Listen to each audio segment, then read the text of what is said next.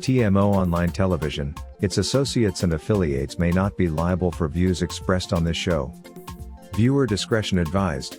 Bwinva ku Katonda Kabaka inamba 2.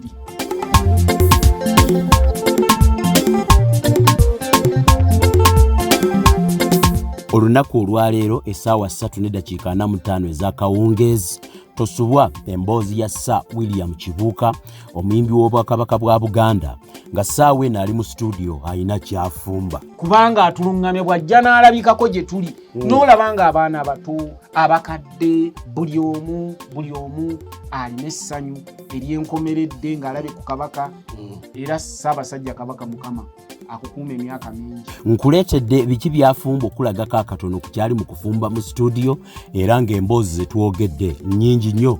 Yeebazizza nnyo mwenna abantu abamubeererawo ku vidiyo gye nakola mabega. Essuubi mwali mujjuza. Abamu mu diaspora mwanzizizzaamu amaanyi nga sina bwe nnyinza kubeebaza kukola oluyimba luno nga lukwatira ddala ettaka lya Amawulire eryo.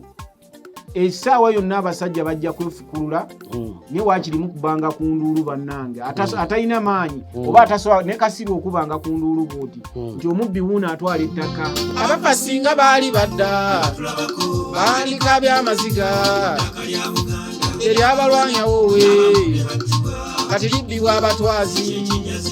Abafa singa baali badda baalika by'amaziga eryabalwanyawo we kati libbibwa abatwazi kyekinjazira. Ng'oggyeko ekyo twogedde emboozi mpanvu ekwatagana ye ku byalowoolezo Obwakabaka bwa Buganda. Tuli Baganda.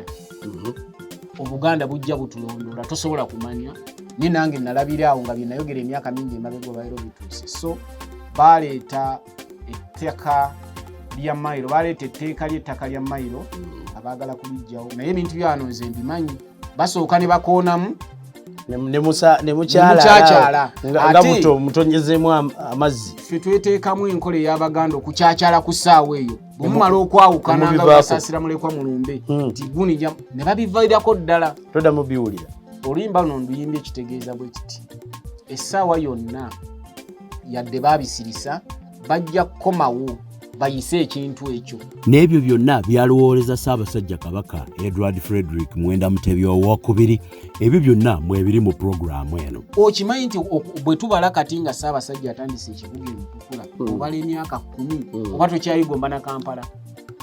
Kati Ssaabasajja nze gy'atera okuwagala okubeera gye njagala okubeera kuba mpulira emirembe waali ne bwe mba simulengera.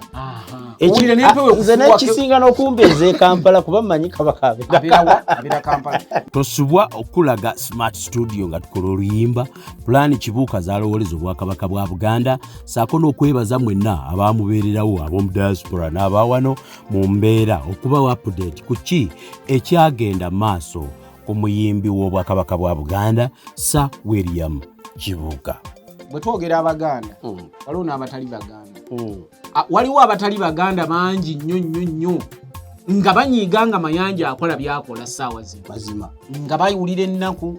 Era bwe twogera nti tuli Baganda bannaffe oba oli Musoga oba oli Munyolo oba oli Munyankole ddala Kabaka line Kabaka gy'atambuliramu ye ebintu ebituufu.